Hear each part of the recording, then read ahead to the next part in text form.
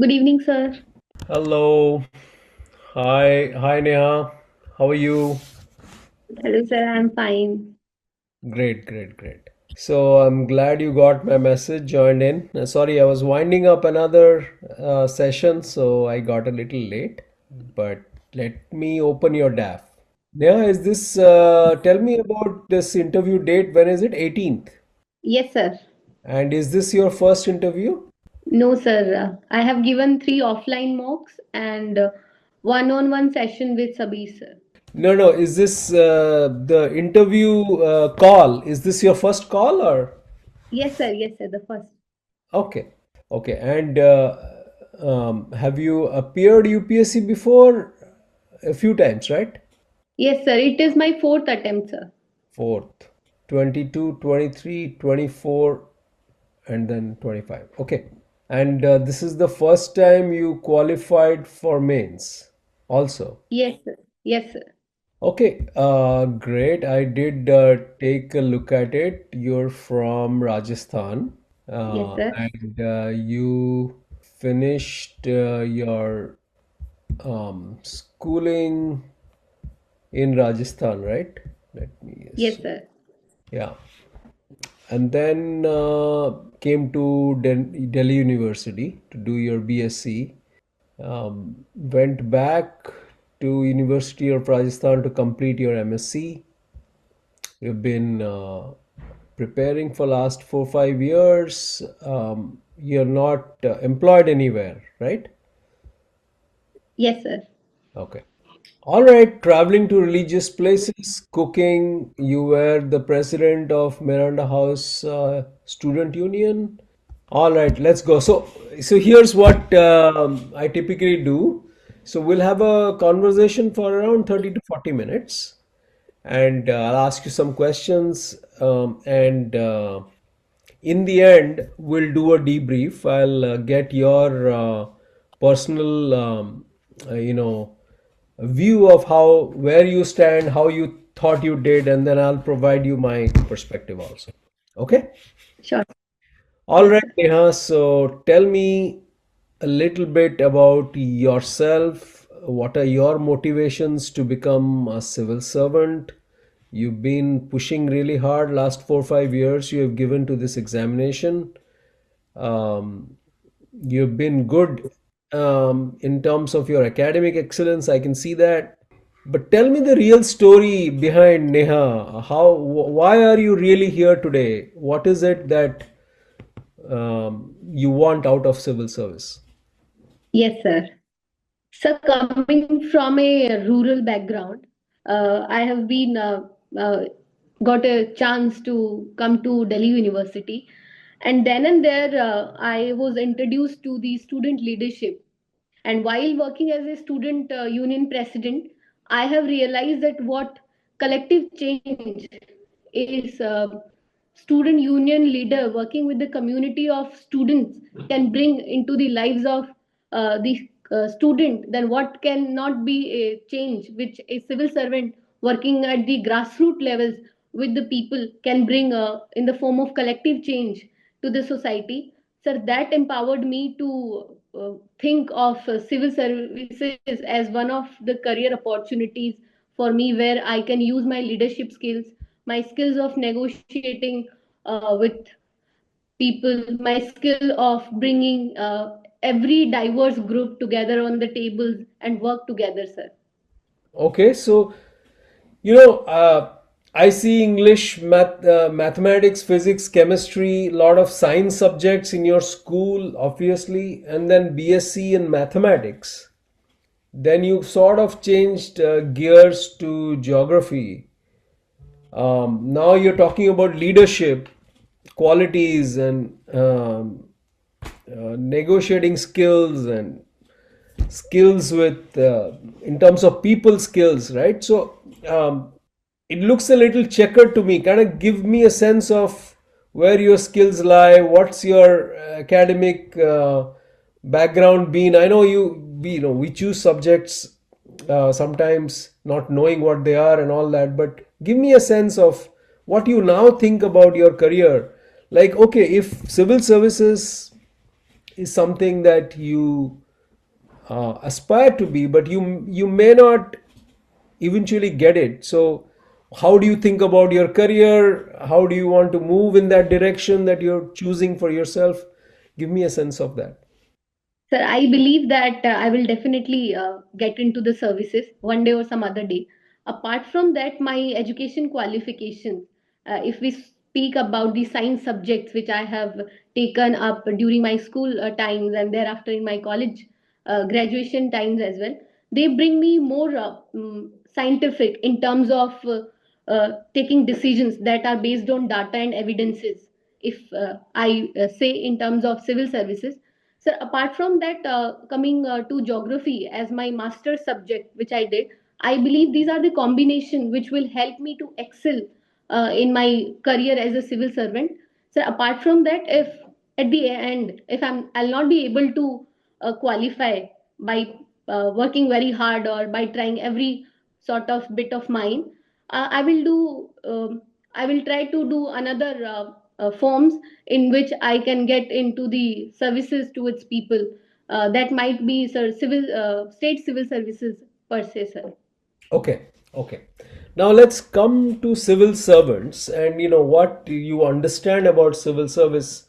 I know it is exciting to be in the service of people, but civil servants also face tremendous opposition from all kinds.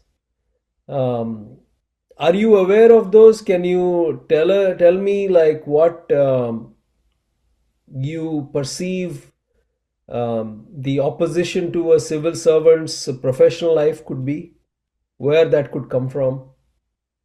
Sir, as far as my experience says, which was very small at my student union leadership, that every power comes with a responsibility, and to channelize that responsibility is your task, which you have chosen for yourself. And if talking about the opposition comes in two perspectives. One is to teach you that you can do more better. Another is to take lessons from it, not to just see that it is a mere form of criticism which is being given to you. Maybe that can help you to improve your skills in whichever field you are, per se we say civil services, sir. Sir, I believe that if the opposition or the challenges will come, I will definitely stood steadfast, and I will take responsibility of all my working, sir. Okay, so tell me from your experience as a student leader, where you faced a challenge and you learned from it and you rose to the occasion. Sir, there were many where I faced difficulties being a student leader. One I recall was one bringing various opinions at the table was during 2019-20, when there were protests going all over the colleges regarding of CA protest, Citizenship Amendment Act protests were going on. There were few student community who were supporting the CA. There were few who were saying that student union has to take a stand over it and we have to speak about it. And there were certain group who were neutral about it. So the people who were against it were forcing me that I should take a stand. Then I made sure that each and everyone should be called to the general body meeting, and there should be discussed that student union is not for politicizing things which are going in the country. Apart from that, the student community which I represent whole, not only few part of the students who are supporting it. I also represent the people who not support it and who are neutral to it. So bringing all of them to one table was one of the difficult tasks which I have faced during my student leadership, sir. And what did you learn from it? Yes, sir. Sir, at times I was like very confused that what should do. But at the core nature of mine, I thought the communication will solve everything out at the end of the day. And sir, the patience which I showed at that period of time, I believe at the end of the day, the difficult days passes, but your integrity and your patience will lead you to fruitful results in the future. That is, sir, what I have learned from that incident. Okay. Okay. Now let's talk a little bit about your home state, Rajasthan, um, Yes, sir. and where you grew up. Give me a sense of what are the key challenges that your district faces today in terms of developmental aspects, and some of the reasons why that is so. Can you give me a picture of your district? Yes, sir. Sir, I come from a state which is basically arid in nature. We get less rainfall. And if I talk about my district, it comes in the semi-arid region of Rajasthan, which receives very less rainfall. So, sir, we have a problem of water scarcity in our area. That is again because of we receive less rainfall and there are no perennial river system in the district and nearby districts as well. So second is in the form of connectivity my district faces, not per se the city seeker but the villages which are connected to our district faces connectivity problems. So third would be problems in terms of health infrastructure. We only have one district hospital which is of government, and also sir that is having not very good infrastructure catering the large population of seeker district per se. Sir, so I believe these three problems are the prominent problems of my district if I talk about the infrastructure problems. Okay, and how about education, access to jobs? Is that all good or can be better? What's your opinion? Yes, sir. Sir, I come from a city named Seeker, which is known as Education Hub City in Seeker. Sir, of course, we are doing very well in education, but sir, however, there are some problems with terms of literacy rates. Sir, there is a gap between gender literacy, that is, male and female is more than 20%. That is one of the problem our district faces in terms of education. However, said that, sir, we are having good education infrastructure if we talk in general, sir. Okay. Now, the three problems that you talked about, if you were to qualify civil services and you get posted in your district, you are the administrator of the district, what would your steps be to resolve these issues? What will you do? Sir, for the water scarcity problem, I would go back to our traditional water conservation system where I can sensitize people to catch the rainwater and build rainwater harvesting system at their houses. Also, sir, we have a traditional water conservation system known as Johad in Shekhawati district of Rajasthan, from where I come from. I would like to regenerate that system in each and every village around the district so that the water scarcity problem can be catered to some extent.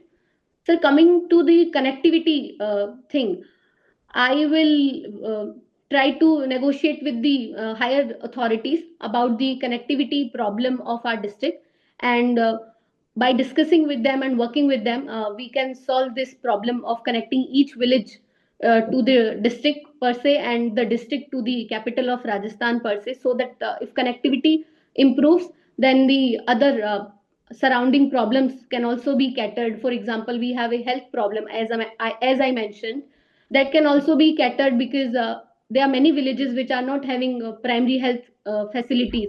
They can get access to the other villages primary health uh, facilities, and also they can come to district hospital. And so coming to district hospital infrastructure, I will ensure that the doctor availability in the district hospitals are on time, and the proper hygiene is maintained, and sir, the proper drug distribution at the government Oshadi centers is regulated, sir. Okay.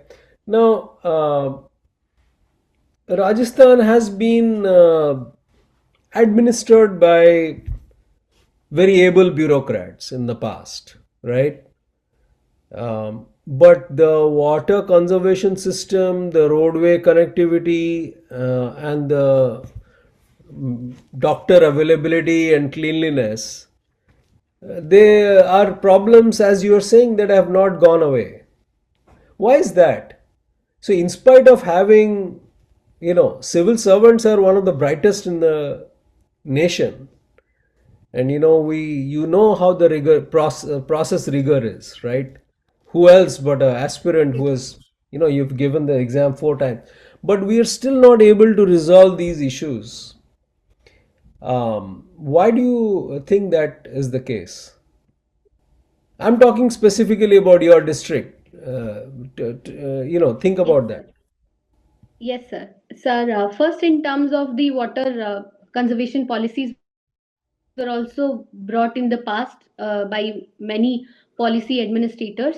So the problem lies in engaging with the community at the grassroots level. That is what I find lacking. As I come from a village, we have a Johad system, but that is not yet channelized to properly conserve the rainwater.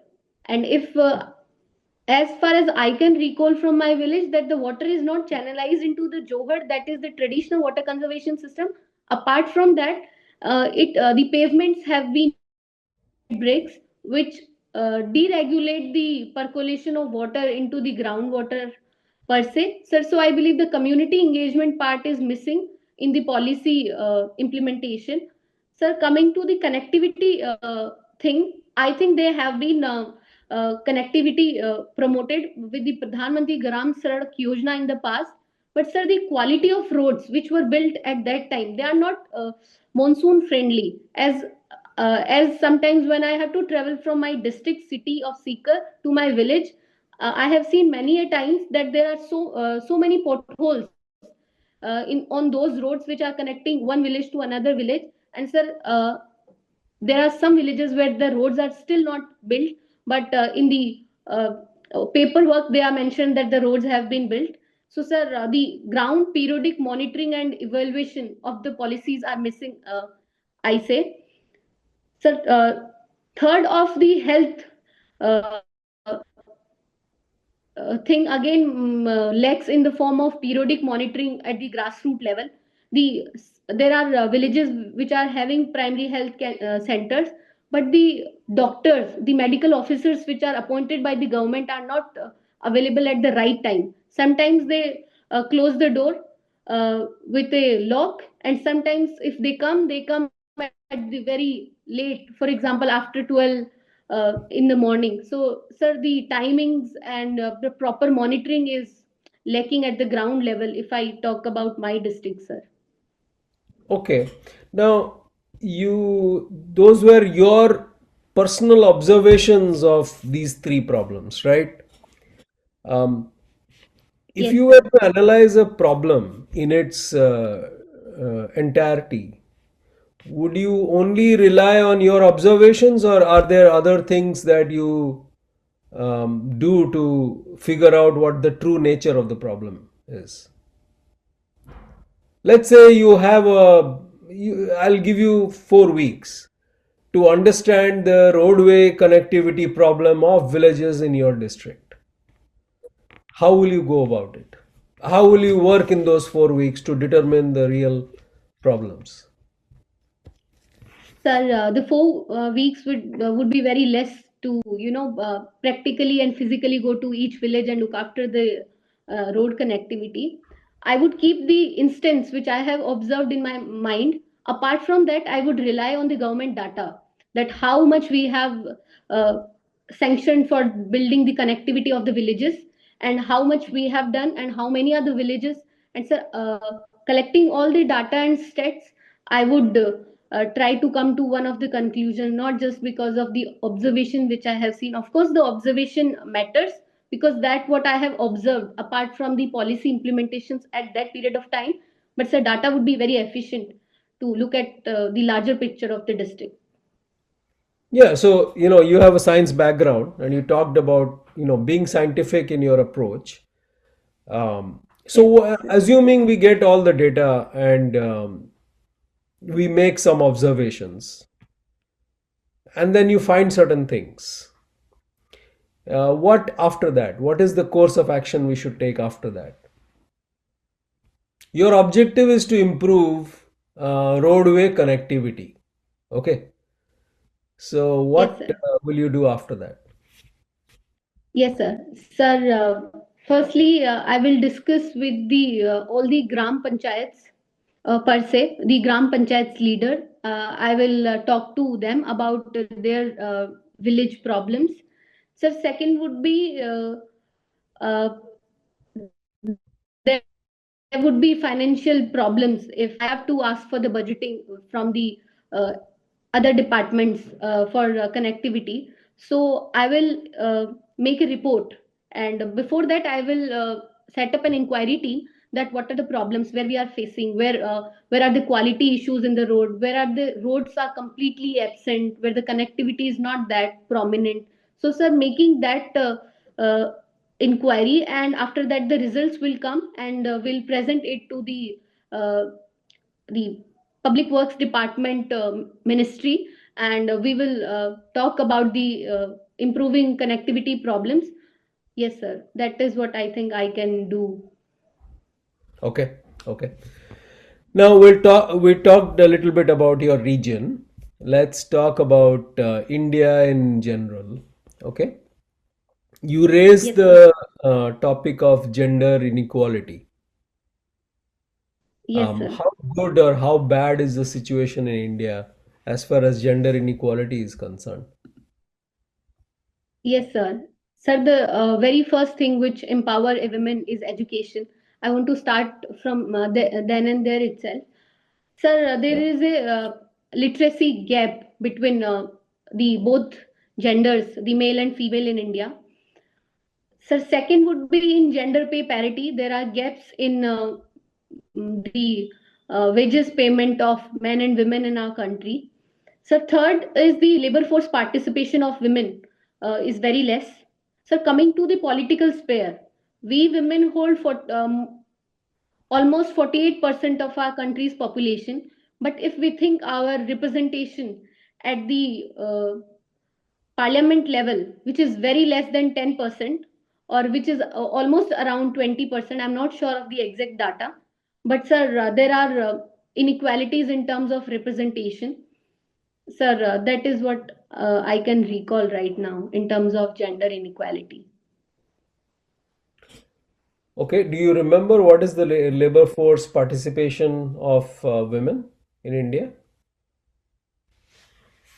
Sir, I'm not sure of the exact data, but I have read it that it is less than what male labor force participation rate.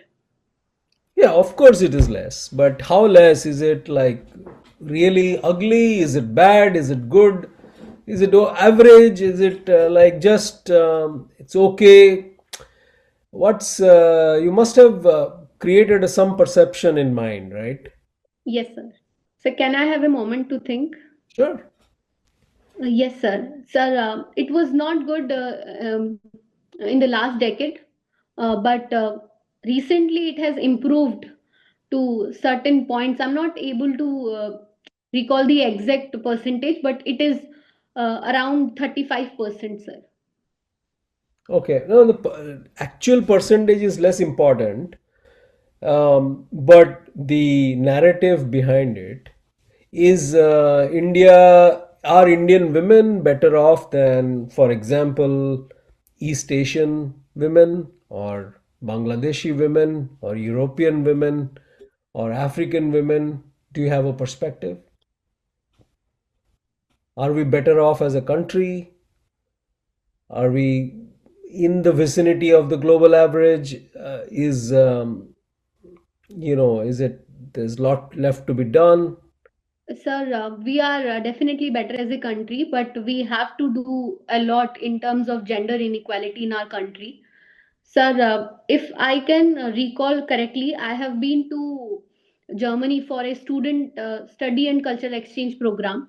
Sir, there I have observed one observation that in Germany the women participation in the workforce is higher. So how I can say this is that the all the girls who were part of my study and culture exchange at that period of time, their father and mother both were working. And sir, if the similar situation can be drawn with the students who went there from India, sir, there were disparities in their father and mother working. Few of students' mother were working and few they were not. So, sir, I can think of that the Western societies are having more gender equality in terms of labor force participation as compared to India, sir. Okay, so assume it is low. Can you have you delved into this problem? Why is it low in India? What are the reasons for this problem? Yes, sir. Sir, in my opinion, I believe the reasons are as follows that the first is the patriarchal mindset of the society, where women themselves in some part of the country have thought that they are always meant for home. They have to look after the home. They don't have responsibility towards working. Their male counterpart will work and he will run the family.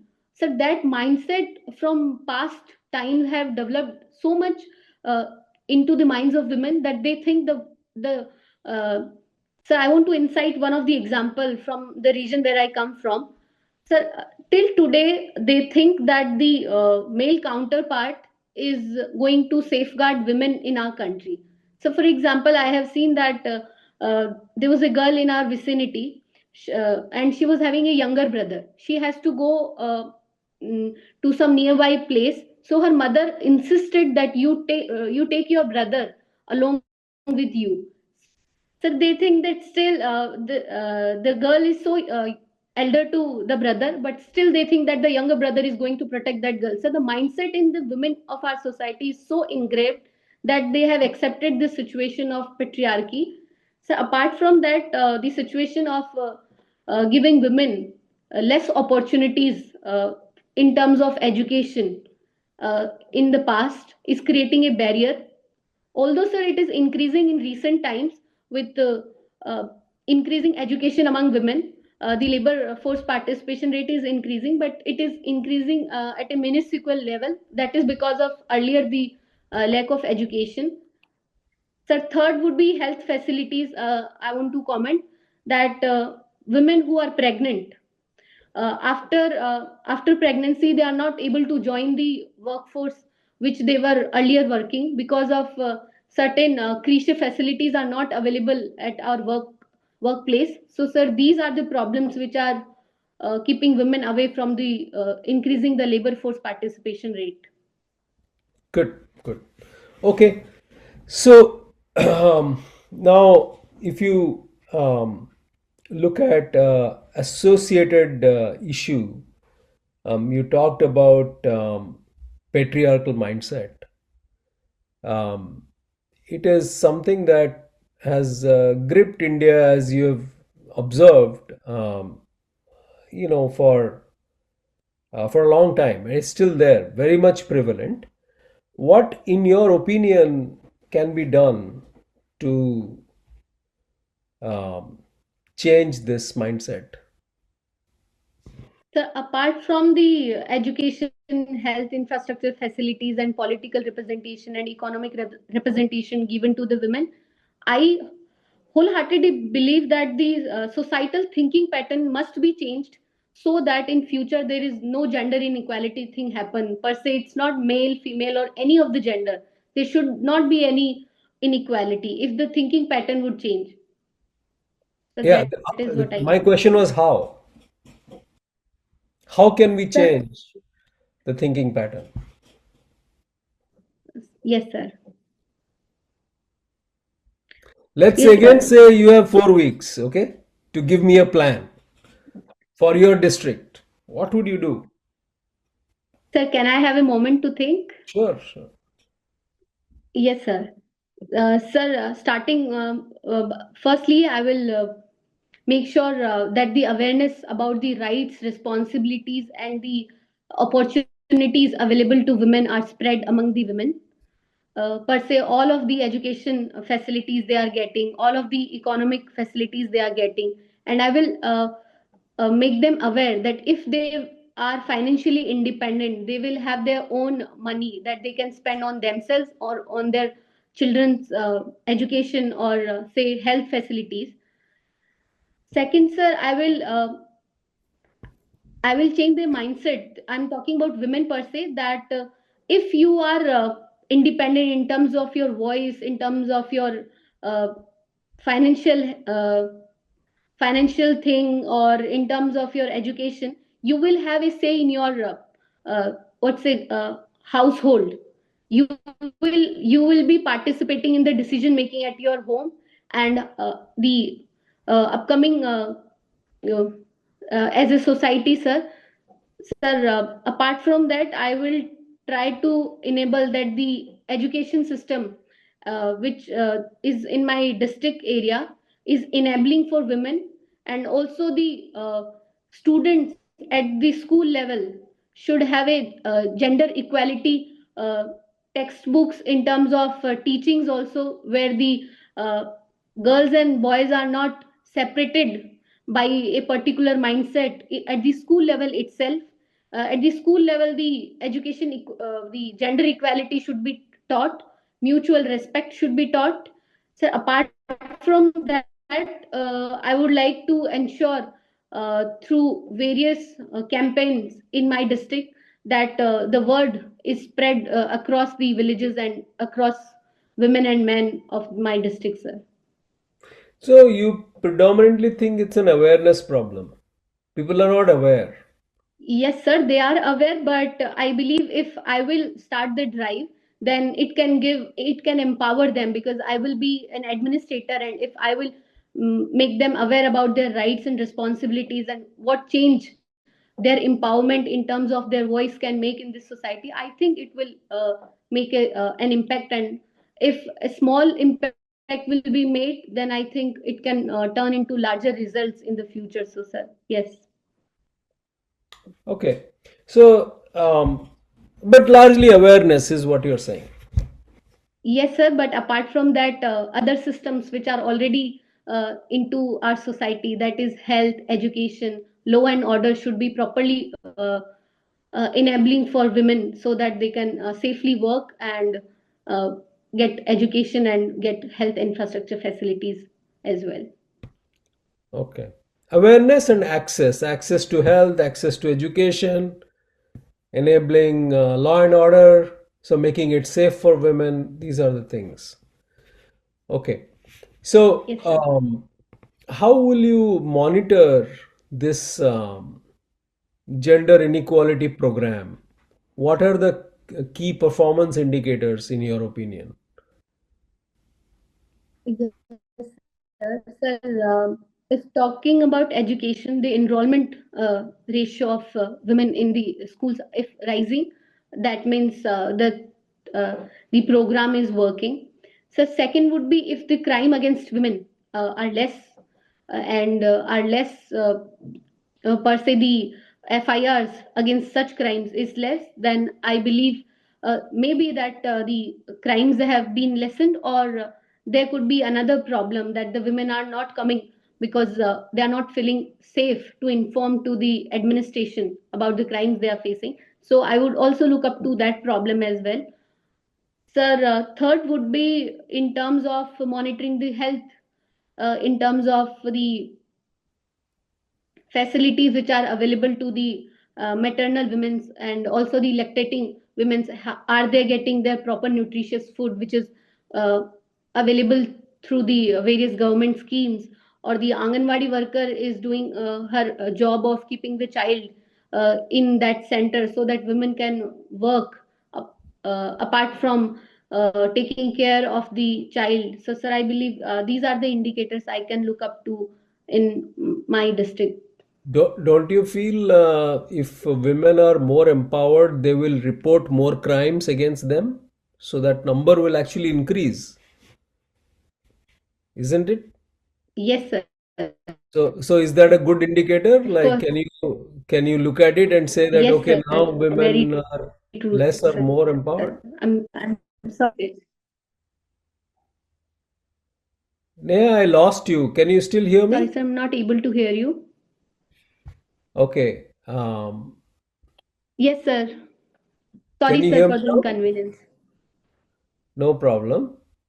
Can you hear me now? So, can I join you back? Yeah, yeah, please, please. Yes, I'll be Yes, here. sir. Yes, sir. Yeah. No, sir. Now the connection is Now fine. it's I'm okay? sorry for Okay. the No, inconvenience, sir. no worries at all. All right. Yes. Okay, so from gender, let's go to a different area. Um, you've heard about the rapid increase in the adoption of AI, artificial intelligence, today. What should be India's focus now? It should be more innovation or more regulation? Sir, in my opinion, it should be both. Uh, but if we have to see the present condition of AI development, we should focus on innovation with proper regulation that the AI is not misused and the vulnerable section is should not be the at the meager hands of AI. Uh, So, can you outline some of the opportunities and risks of AI? yes, sir. So opportunities lies in various sectors. For example, sir, in administration per se, the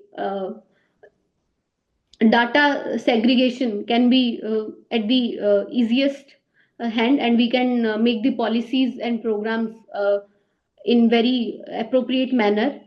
So second would be using AI as a form of grievance redressal mechanism at the administration level can be one of the positive signs of it.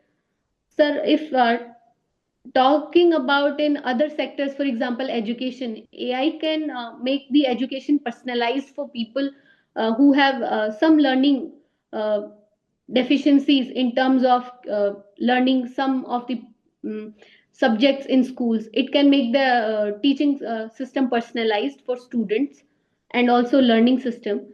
So if I talk about AI use in agriculture, it can help farmers to take decisions according to their area, according to their region. They can choose proper crops, and the amount of water they can give to their crops can be one of the benefit of AI. But so talking about benefits of AI, however, there are some lacunas in AI development in the form of that India is a country in which the digital literacy is still lagging. So, sir, AI can be misused for people who are not aware about its uses. Sir, it can also bring the digital exclusion of the vulnerable and poor people who are not having access to internet facility at this point of time, how they will be able to use AI. And sir, the biasness of AI can be one of the other challenge which can create problems in various fields, sir. What is ethical AI? Do you understand what that means? Sir, in my opinion, ethical AI is using AI where it is accessible to all. It should not give advantage to a particular society, say elite society who are having access to internet and other facilities. Um at the same time, not exempting the poor people who are not having internet as well as the digital literacy about AI. So I believe that is what ethical AI uses means. Okay. Now let's discuss another area where what concerns India today. Okay, is that that India is growing. Indian economy is growing. We are going to be number three pretty soon. But our job creation still remains a problem. Unemployment still remains a problem. How is this? How are these two things coexisting? Your economy going up, At the same time, joblessness also going up. How does that work? Yes, sir. Sir, our economic growth is definitely uptaking the mark. So, however, there are people who are not into the formalization of employment. They are the people at the lower level, which comes in the informalized uh, labor participation, which faces this jobless growth. But, sir, government, I believe, is doing its bit in bringing the new labor codes, which are going to formalize these labors in the upcoming future, and which can help us to augment the increasing economy with increasing jobs in the future, sir. Yeah, but my question is that GDP is going up, but unemployment is also rising. How are the two indicators going up at the same time? Yeah, some sections will always be out of the economy because they are not skilled or whatever, right? So, but largely our economy is going up because skilled people are getting into the economy, right? How will the Yes, economy sir. improve if unskilled people are left behind? That's my core question. Sir, economic growth of a country is not should not be in just numbers. It should be taking the whole community together towards the development perspective. I believe the people who are not skilled, they should be their capacity should be developed so that they can also find uh, jobs according to their capacities and skills, and they can also contribute to the GDP numbers which we are having, and it can augment in future the economic growth of our country. Hardly, sir. However, sir, this is a problem that GDP is increasing, but the people at the lower level are still having the problem of unemployment, as the country's top 1% people are occupying the 40% of country's income in terms of per capita income. So, sir, we have to work together for the lower people who are not able to make it to the job profile, sir. What is the per capita income of a GDP of India? Do you know that? So, can I have a moment to think? Sure. Sir, I'm not sure of the exact data, but sir, we still have 2.3% of population which is in the extreme poverty. That would be less than uh, $3 of per capita income for them, sir. $3 per day, month, year. What is that? Sir, per day. Per day. Okay. All right. So Sir, I I'm think not sure of the exact. I'm so sorry. okay. No, no worries. So let's discuss some international events.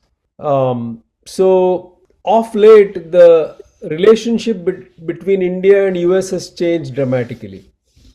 What's your perspective on this? Why is this happening? What are the is it good, bad, ugly? Is it something that we can reverse? Do we have a alternate path? Can I give me a brief overview of the situation? Yes, sir. Sir, the situation with both the countries in the past few months have been changed in the form of that 50% tariffs on India is applied by US administration that are going to hurt both of the countries' economy. Our country less, but the country USA is going to see its consequences in terms of increasing inflation in their country. Apart from that, sir, it is also going to hurt our MSME sector, specifically the textile, gems, and jewelry sector. So, but our administration is working hard to do a trade deal so that these punitive tariffs problem can be catered properly, and our MSME sector can be soothed a little bit, and the loss of labor at the local MSME level is to be curbed. Sir, this situation gives us two perspectives. One in terms of the increasing tariffs, and one in the form of opportunities. That how India have to strengthen and diversify its channels of export to other countries as well, uh, in realizing its strategic autonomy in the upcoming future, sir. Okay. And what about India's newfound friendship or deepening friendship with Russia? And what are the reactions of America towards it? Sir, Russia has always been India's long-tested friend since the Cold War period of times. We were always friends. Uh, Sir, the thing of looking of the US, the relationship of India and Russia, uh, could be any, but we our Indian foreign policy says that it's a multilateral engagement that we do with countries like Russia, China, and USA to remain multilaterally aligned with the big powers of the world. Sir, apart from that, the we also engages with US per se in a similar manner with different point of view, sir. So I believe it is a balancing nature, sir. Okay. Um, so coming back to your DAF, you've mentioned that um, let's see, in terms of your extracurriculars, you've mentioned traveling, sorry, to religious places. Um, can you tell me what is it that, how does it fulfill you? What do you get out of it? Um, Give me some background. Why this is interesting to you? Sir, this is my personal belief and calling, that I go to religious places to experience the optimism there, the energy of peace, the positive aura, which gives me a lot of strength and courage, and rejuvenates me as a human being. And I go there to get a self reflection of me. That, sir, that is why I went to religious places, and I like to travel to such places. Um, Tell me some examples of recent places you've been to and how it helped you think through issues, remove stress, and all that. So recently I have been to place called Kanchi Dham in Nainital district of Uttarakhand. Sir, Kanchi Dham is a place known for Neem Karori Baba, who was one of the incarnation of Lord Hanuman. Sir, there it's a small ashram located between the hills, and it is very peaceful place.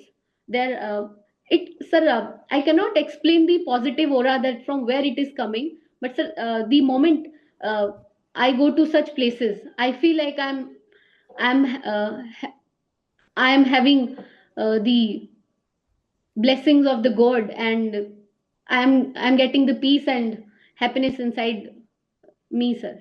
All right, can you hear me, Neha? Yes, sir. Okay. Okay, all right. I think we spoke for roughly 45 minutes. Um, so let's pause here. Tell me your reflections, Neha. How do you think this went? What is your personal reflection of how you did? Good, bad, whatever it is. Give me a sense of what you think. Sir, I think many a times when I was discussing with you, I should not have done that. And sir, I think I haven't done well today. No, tell me more. Tell me more. Why is that feeling that you haven't done well?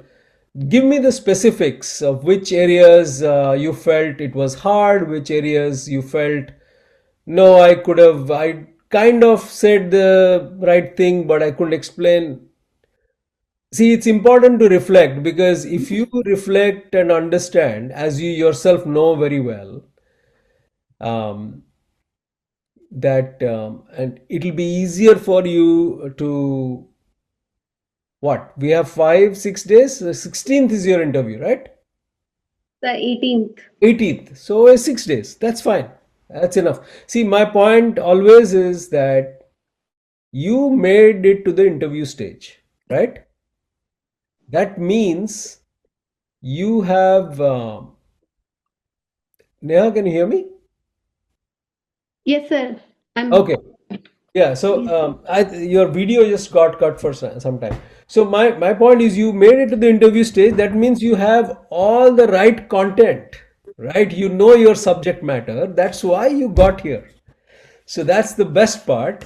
So you shouldn't feel that way. But like, tell me if there are any specifics that you would like to call out. Yeah. Sir, I think that when there were questions like open-ended, I think I was not able to answer them properly. If it comes to specific, then I can cite 2 3 points. But if it is an open-ended question, I think I miss out there. Sir, apart from that, I think I am my point of view of thinking things is on a similar line for all the questions. Sir, the diversity is, I think, lacking in my answers. Sir, I think I'm not able to comprehend the things which I have lived properly while I was talking to you, sir. Don't think too deep. Here's the thing you need to do. Okay, you have 5 days. Yes, sir. Um, make a list of 5 things that impact your district, or top problems. Okay, Yes, sir. top 5 problems of the state, top Yes, five sir. problems of India, and top 5 problems of the world. Okay, 5, 5, 5, 5, 20 items. Now, for each item, I want you to at least think of 3 things. By the way, you might think it that way, but your answer on gender inequality actually touched all the points that I wanted you to. It touched um, parliamentary representation, political representation, touched literacy rate, touched employment opportunities, health, safety, all of that. But I had to coax it out of you. So you know what you need to say, but it is not coming out because you have not prepared or organized that way. Okay. So it is just like everything is in your brain, but we just need to Yes, compartmentalize properly. So keep these 5 5 5 5, like I mentioned. In fact, for your district, you already have a pretty good idea, so I won't worry too much. But 5 for Rajasthan, 5 for India, 5 for the world. Now, when you look at the world, what's it going to be? It's going to be Gaza, it's going to be Ukraine, it's going to be Indo-US relation, it's going to be rise of China, it's going to be populism, things like that. And don't think about these 5. Just Google them. What are the top 5 issues? Because you might have some bias. But if you ask Google or Yuki or ChatGPT or whatever you use, they will give you the 5 as digested from existing sources. Okay. Now, open-ended questions. When it's open-ended, large question like gender inequality of India, or I think the other question I asked was about AI, or yes, sir. I asked about Indo-US relations. They're very generic, and I was asking, what's your thought process? So basically, I wasn't looking for specifics, I was looking for an approach, what your approach is. So always have a framework for answering these questions. And usually, one framework could be, now when you look at Indo-US, you piece it together in terms of economy, or trade. You talked about Hello. tariffs. You can apply the pestle principle or something like that to answer some of the broader questions. Like, if you are talking about gender inequality, you are talking about health, education, you did that very well. But on AI side, again, it is one way to answer that could be to break it into areas of industry. Saying, sir, healthcare has a huge thing. You mentioned agriculture, but they came like after some time, one after the other. The other key thing is, um, these when you make jottings of the main points for each of these 20 or 15, then make sure that you capture the data related to them. Okay, it's important to know, not know the exact data, but know what is the insight, what is the meaning. Okay, GDP per capita of India, the thing that I was trying to get out of you, why is jobs going up, or unemployment going up and GDP going up? The answer is clearly not inclusive growth. The growth is not inclusive. You came to that later. Inequality, right? So, I don't know if you have read this book. I'll just show you. Have you seen this book by APJ called Beyond 2020? Yes, I What? have seen it, but I haven't read it. Okay, so there are no time to read the book now, 6 days, but there are two pictures. Okay, search for it, or I will send it to you on Telegram. Tell me. User community pyramid, that is one, and the other thing is developmental societal radar. These two things Abdul Kalam talks about, and inclusive growth, fantastic framework to describe it. So he says, when the wealth of natural resources does not reach the common man, inclusive growth cannot happen. So basically, India is getting richer, but only some people are getting richer, not the common man. So you said the right thing without saying the right word. You didn't use inclusive growth, inequality. So when you talk about five issues of India, one of them is inequality or inclusive growth. If I ask you, what are the top reasons of inclusive or inequality in India? Exactly, you need to know what those five are, three or four. Even if you don't capture all the five, top three. So for all these 15 issues, have your top three or 4 points. What will you say? If you Sure. remember this 15 times, so what I'll do is I would have a flashcard for each one, okay, and write 3 4 points for each, and keep 15 cards, and I'll just keep reviewing those 15 cards in the last 2 3 days. That's all, okay. And development societal radar, the second picture that he has talked about, is a very simple framework to discuss things like, is there development in society? How do we get to understand it? If people have access to healthcare, education, opportunities, financial freedom. So he lists down 8 things. That's a good way to always examine. Okay, see, I'm trying to give you some frameworks to answer these open-ended questions, right? So you can always say that APJ has this development societal radar, great way to look at things, and then your answer is very easy to comprehend. Um, the other thing I would say is, make this list of 15 times 4. Definitely do that. Your personal story is good. I tried to get you off in a few ways, but I think you held your own. Your personal story has good motivation in terms of why you are here and all of that. your work as a junior leader, sorry, student leader. Give me a second. Your work as a student leader is very um it positions you well, right? Because and your example was also very good, that you learn through your mistake, and you it's difficult to pull people together. One thing I realized, and I gave some additional questions around this, is I asked you, is it because of your observation, or are you also basing it on different things? So and then later on you kind of described your, science education and how that teaches you.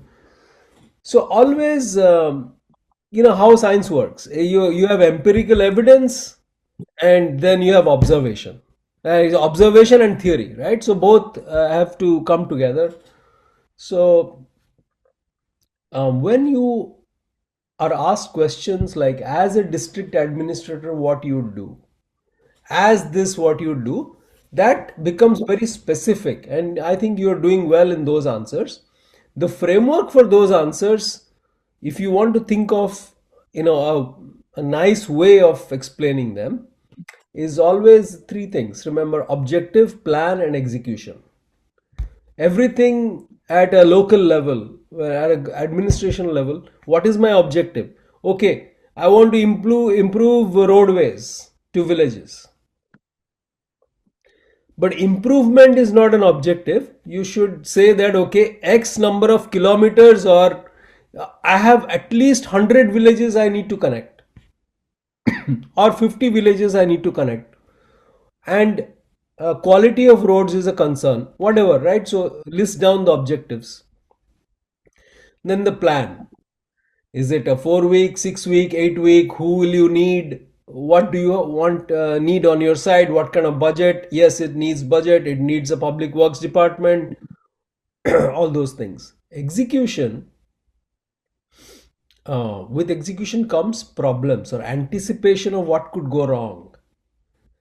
So that's why I asked you the question that we have so many smart bureaucrats, but still those things don't happen. Why? Because see, everybody will say that, oh, I need to do X, I need to do Y, Z, whatever, right? So you have a answer, book answer. But when you divide the answer into objective, plan, and execution, they're able to see that this person sees beyond book answers. This person can say that, okay, here's how I would set my objectives, here's how I would plan, and I know that execution will come with these challenges. And then your answer goes to the next level, right? So whenever you are asked a question as an administrator, how I will approach, always say objective, plan, execution. Okay. Sure. I think for the open-ended question, you need to just have like those 3 4 Frame. points and some framework to answer.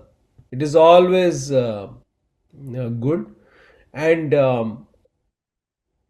I think, yeah, rest all good. Traveling to religious places, pretty nice. Have those examples ready, because that's your chance to bring the personal thing out, right? So I think um, I had to again ask the second question to bring it out.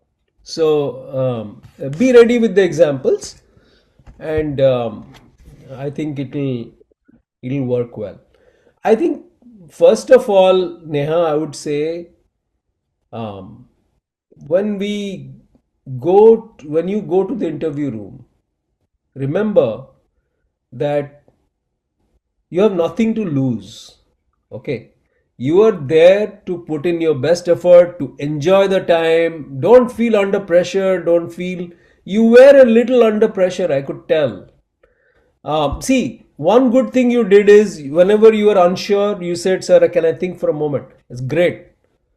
I think I had no issues at all with body language, of how well you presented yourself, but I felt a sense of a little worry, a little stress, a little I may not make it.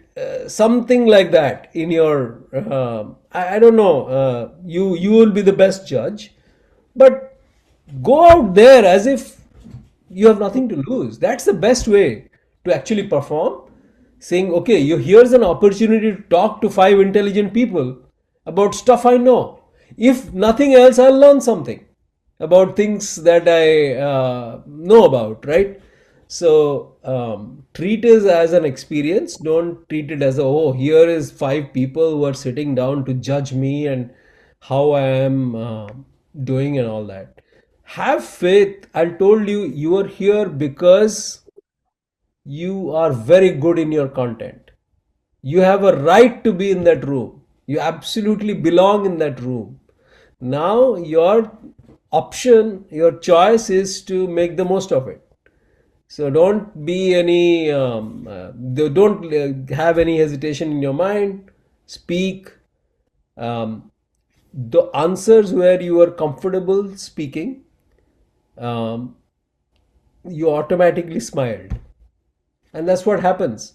When you know something, smile comes out, the body language gets better, the room is behaving. So, these 15 things, make a list in the next 2 days, make a flashcard out of each one, have 3 or 4 points. If you're unsure, this is not the time to learn about this, right? Gather information, whether you're using Yuki, GPT, whatever, right? Put it, okay, here's the question, give me the answer. Capture it with data and remember it. And most of the time, my thought process is you'd already know the answers. It's not like you don't know the answer. It is just like you don't have it organized in your mind. That's all. So treat this as an organization exercise, and I think it will be really, really good.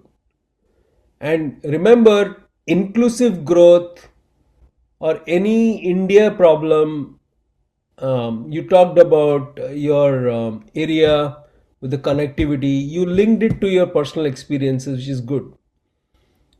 Um, See, all of us, from India who are in the lower middle class, sort of, we grew up in that. Our struggle is that we want to get to the next orbit. Everyone is thinking, okay, I have certain something, right? In terms of financial, standing, in terms of social respect, in terms of, having a good job, and, giving opportunities to our kids or whatever they are. And we want to get to the next level. What is this? This is inclusive growth. This is going to the next level. This is what they also called, social climbing.